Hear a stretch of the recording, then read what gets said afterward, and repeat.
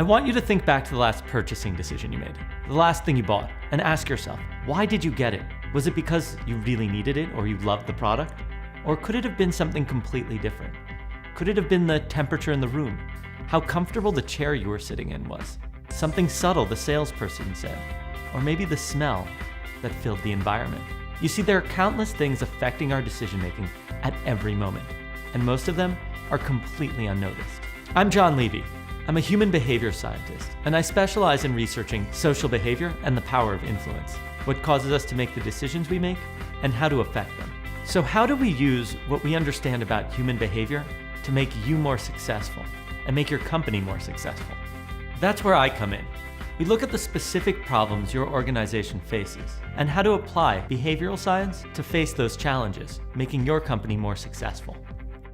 The traditional marketing model has brands spending millions of dollars trying to connect with or hire the most influential people in the world. The problem is that might not give them the result they want. What if instead of paying somebody to participate, we figured out a way to make them put in an effort in order to engage with the brand? This is what's known as the IKEA effect. People disproportionately like their IKEA furniture because they've put in effort into assembling it. So instead of paying somebody to participate, we make them work for it. Well, then they'd emotionally connect more deeply to the brand. In my commitment to understand the most influential people in our culture, I spent a year modeling their behavior and looking at what separates them from everybody else. The most influential people in our culture are either surrounded by fans or employees.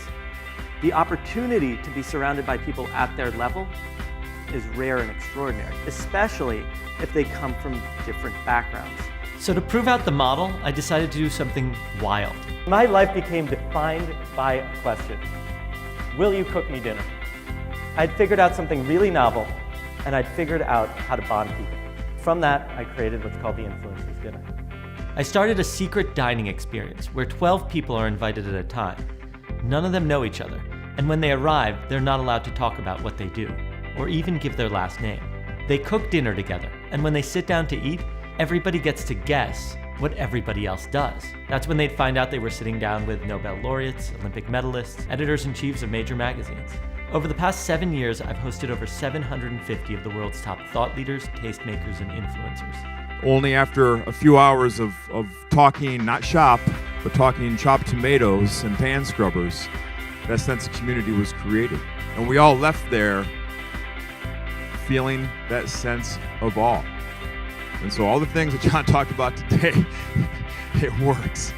It works. The most skeptical person that walks in that room left a believer in the things that can create community. When a highly influential person becomes a brand evangelist, there's a multiplier effect at play, or a viral effect at play.